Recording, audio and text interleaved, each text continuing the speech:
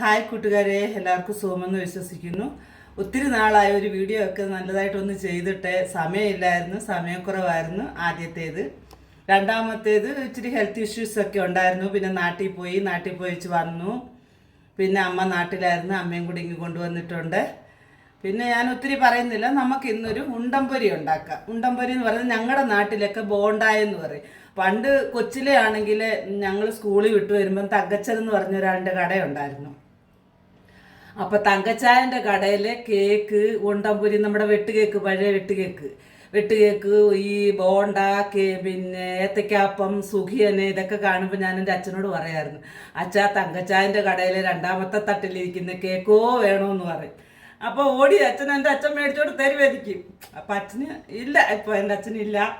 അപ്പോൾ ആ ഉണ്ടംപുരി ഒന്ന് ഉണ്ടാക്കാമെന്ന് കരുതിയാണ്. ഞങ്ങളുടെ നാട്ടിലതിന് ബോണ്ട എന്നാണ് പറയുന്നത്. അപ്പോൾ അതിന് വേണ്ടി ഞാൻ 2.5 കപ്പ് ഗോതമ്പ് പൊടി എടുക്കുന്നുണ്ട്. ഗോതമ്പ് പൊടി വേണേൽ ഗോതമ്പ് പൊടി എടുക്കാം നമുക്ക്. ഇല്ല മൈദ വേണമെന്നുണ്ടെങ്കിൽ മൈദയും എടുക്കാം. ഞാൻ 2.5 കപ്പ് ഗോതമ്പ് പൊടിയും 1/2 കപ്പ് മൈദയും എടുക്കുന്നുണ്ട്. ഇനി മൈദയും കൂടെ നമുക്ക് ചേർത്ത് കൊടുക്കാം. മൈദയും കൂടെ നമുക്ക് ചേർത്ത് കൊടുക്കാം. ഇതിനകത്തോട്ട് നമുക്കൊരു 1/2 സ്പൂണ് ഉപ്പിട്ട് കൊടുക്കാം. ചെറിയ സ്പൂണാണ്, 1/2 സ്പൂൺ ഉപ്പും കൂടെ ചേർത്തിട്ട് നന്നായിട്ട് നമുക്കിതൊന്ന് മിക്സ് ചെയ്യാം.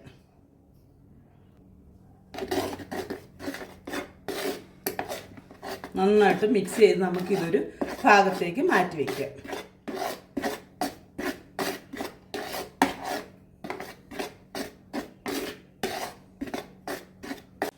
പിന്നെ വേണ്ടിയത് മധുരത്തിന് ആവശ്യമായ വെല്ലമാണ്, ശർക്കരയാണ്.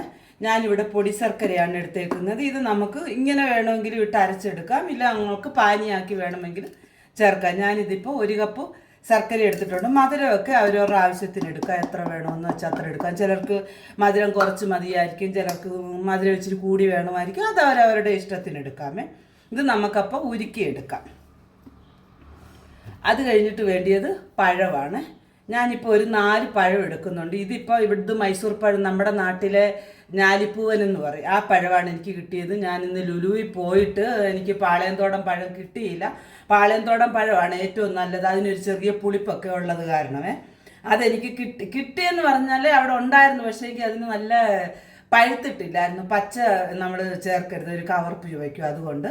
അപ്പം ഞാൻ ഈ പഴമാണ് മേടിച്ചത്. ഇതിലൊരു 4 പഴം നമുക്ക് മിക്സിയിൽ അരിഞ്ഞ് അടിച്ചെടുക്കണം. പഴമാണ്, അതിൽ 4 പഴം എടുത്തിട്ടുണ്ട്. അത് നമുക്ക് ചെറുതായിട്ട് മിക്സി ജാറിനകത്തോട്ട് അരിഞ്ഞ് ചേർത്ത് കൊടുക്കാം. എന്നിട്ട് നന്നായി ഒന്ന് അടിച്ചെടുക്കണം. ഇത് നന്നായിട്ട് അരയ്ക്കണം. കരിയൊന്നും ഇരിക്കാൻ പാടില്ല, ഒത്തിരി കട്ടിയൊന്നും ഇരിക്കാൻ പാടില്ല. ഇപ്പോൾ ക്വാണ്ടിറ്റിയൊക്കെ അവരവരുടെ ആവശ്യാനുസരണം നമുക്ക് ചേർക്കാം. എത്ര വേണമെന്നുണ്ടോ അത്രയും ചേർക്കാം, വീട്ടിലെ അംഗങ്ങളുടെയൊക്കെ അനുസരിച്ച്. അത് കഴിഞ്ഞിട്ട് ഞാനിവിടെ ഒരു 5 സ്പൂണ് തേങ്ങ ചിരകിയത് അതും എടുത്തിട്ടുണ്ട്. അത് നമുക്കിതിനകത്തോട്ട് ചേർത്ത് കൊടുക്കാം.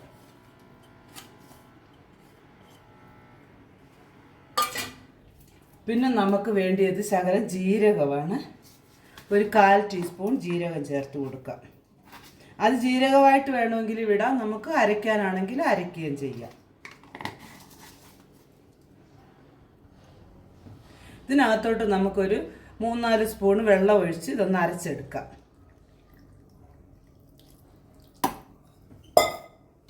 അരച്ചെടുത്ത് കൊണ്ടുവരാം.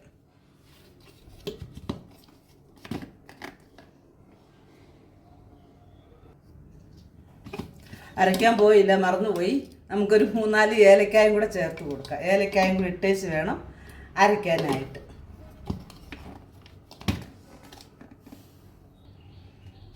ഇതിപ്പോൾ ഇവിടെ അരഞ്ഞിട്ടുണ്ട്. ആക്ച്വലി നമ്മൾ ശർക്കരപ്പാനി ചേർത്താണ് ഇത് അരയ്ക്കേണ്ടത്. അപ്പോൾ എൻ്റെ ശർക്കരപ്പാനി ഇച്ചിരി ചൂടായിരുന്നു, തണുത്തില്ലായിരുന്നു. അതുകൊണ്ടായിരുന്നു ഞാൻ അതിനകത്തോട്ട് ശകലം വെള്ളം ഒഴിച്ചത്. പക്ഷേ വെള്ളം തികയാതെ വന്നപ്പോൾ ഞാൻ ബാക്കി പാനി ഒഴിച്ചാണ് ഇപ്പോൾ ഇത് അരച്ചെടുത്തേക്കുന്നത്. നമുക്കിത് അരച്ചെടുത്ത ഈ പഴമിശ്രിതം നമുക്ക് മാവിനകത്തോട്ട് ചേർത്ത് കൊടുക്കാം.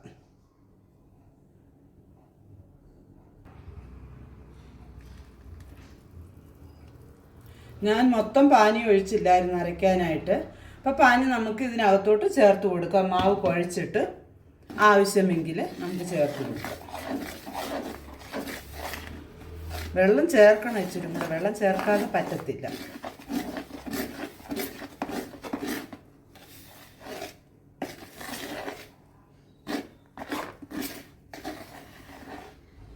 ഞാൻ ചെയ്യുന്ന എല്ലാം അമ്മ ഇവിടെ കണ്ടുകൊണ്ടിരിക്കുക. പാനി മൊത്തം ഒഴിച്ചില്ല, നമുക്ക് ഈ പാനി മൊത്തം ചേർത്ത് കൊടുക്കാം. ഇത് നല്ല പാനിയാണ്, ഡസ്റ്റൊന്നും ഇല്ലാത്ത പാനിയായിരുന്നു. അതും നമുക്ക് പൂർത്തി ഇതിനകത്തോട്ട് അങ്ങ് ചേർത്ത് കൊടുക്കാം.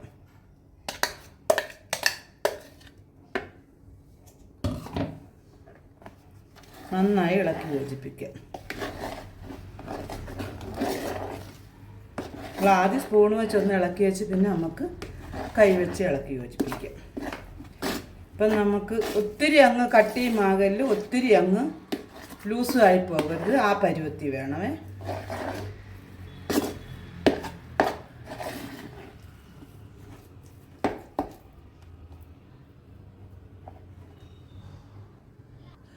അമ്മ ഇങ്ങ് വന്നേ അമ്മേ. ഇതിനകത്തൊന്ന് ഇച്ചിരി സോഡാപ്പൊടി ഇതാ തുറന്ന് നമുക്ക് ഒരു അര സ്പൂണ് സോഡാപ്പൊടി ചേർത്ത് കൊടുക്കാമേ. ഇതുണ്ട്, ചെറിയ സ്പൂണാണ്. ഈ ചെറിയ സ്പൂണിന് അര സ്പൂണ് സോഡാപ്പൊടി ചേർത്ത് മതി. അതങ്ങ് അടച്ച് വെച്ചേ. ഇപ്പം ഇത് വെള്ളം തികയത്തില്ല, നോക്ക് ഇത്ര ഇതിലാണ്. അങ്ങനെ നമ്മുടെ മാവെല്ലാം ഇവിടെ കുഴച്ചെടുത്തിട്ടുണ്ട്. അങ്ങ് ഒത്തിരി അങ്ങ് കട്ടിയുമാവരുത്, ഒത്തിരി അങ്ങ് ലൂസും ആവരുത്. ആ രീതിയിൽ കുഴച്ചെടുത്തിട്ടുണ്ട് ഇവിടെ. നമുക്കിതൊരു അരമണിക്കൂറൊന്ന് റെസ്റ്റ് ചെയ്യാൻ വെക്കാം. അത് കഴിഞ്ഞിട്ട് നമുക്ക് ഉണ്ടംപൊരി അല്ലെങ്കിൽ ബോണ്ട ഉണ്ടാക്കാം. അങ്ങനെ നമ്മുടെ മാവെല്ലാം കുഴച്ച് വെച്ചിട്ട് അരമണിക്കൂറായിട്ടുണ്ട്. ബോണ്ട മാവ് നമുക്കിനി അത് ചൂടായ എണ്ണയിലേക്ക് ഇട്ട് കൊടുക്കാം. കൈ ഒന്ന് നനച്ചിട്ട് വേണം നമ്മൾ നമ്മുടെ മാവിട്ട് ഉരുട്ടി ഇട്ട് കൊടുക്കാനായിട്ട്. ഇതുണ്ട്, ഇങ്ങനെ ചൂടായ എണ്ണയിലേക്ക് നമുക്ക് ഇട്ട് കൊടുക്കാം.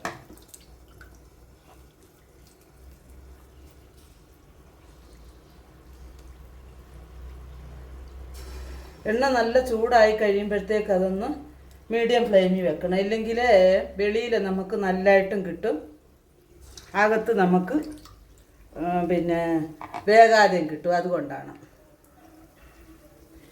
അതുപോലെ തന്നെ എണ്ണ ഇച്ചിരി ഏറെ ഒഴിക്കണം. ഏറെ ഒഴിച്ചെങ്കിലേ നമുക്ക് മുങ്ങിക്കിടക്കത്തുള്ളൂ അതിനകത്ത് നമ്മുടെ ബോണ്ട.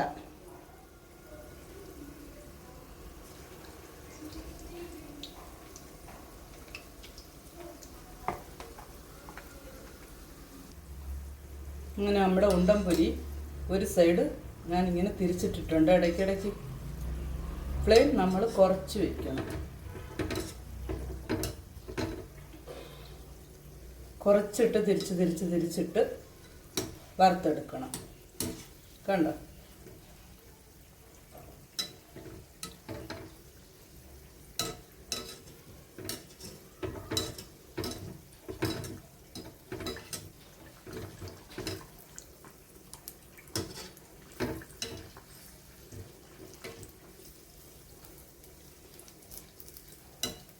വെന്ത് കഴിഞ്ഞിട്ട് നമുക്കിത് എണ്ണയിൽ നിന്ന് കോരി മാറ്റാം. ഇനി ഇച്ചിരി കൂടെ ആകാനുണ്ട്.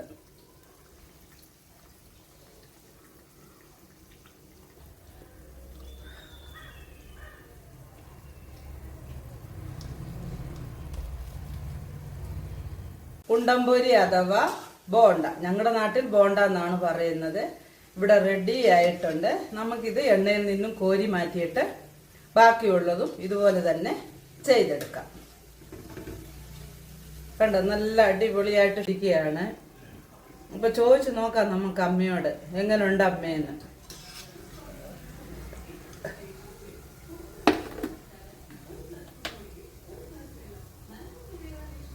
നമുക്ക് അമ്മയോട് ചോദിച്ചു നോക്കാം എങ്ങനെയുണ്ടെന്ന്. അമ്മേ ബോണ്ട തിന്നോ? എങ്ങനെയുണ്ട് ബോണ്ട? സൂപ്പർ ബോണ്ടായാണോ? തങ്കച്ചായന്റെ ബോണ്ട പോലെ ഉണ്ടോ? തങ്കച്ചായന്റെ കടയിൽ നിന്ന് പണ്ട് മേടിച്ച് തിന്നുന്നേ. എങ്ങനെയുണ്ട്? നല്ലതാണോ? മയമുണ്ടോ? ടേസ്റ്റ് ഉണ്ടോ? ശരി. അങ്ങനെ അമ്മയുടെ ഒപ്പീനിയൻ മേടിച്ചു. അമ്മ പറഞ്ഞു നല്ലതാണെന്ന് പറഞ്ഞു. ഇപ്പം നമ്മുടെ ഉണ്ടംപൊരി എല്ലാം ഇവിടെ റെഡി ആയിട്ടുണ്ട്. ബോണ്ട എല്ലാം ഇവിടെ റെഡി ആയിട്ടുണ്ട്. എല്ലാവരും ഒന്ന് ചെയ്ത് നോക്കുക. റെസിപ്പി ഇഷ്ടമായ ലൈക്ക് ചെയ്യുക, ഷെയർ ചെയ്യുക, സബ്സ്ക്രൈബ് ചെയ്യാൻ മറക്കരുതേ കൂട്ടുകാരെ. വീണ്ടും ഒരു നല്ല റെസിപ്പിയുമായി വീണ്ടും കാണാം. Bye bye.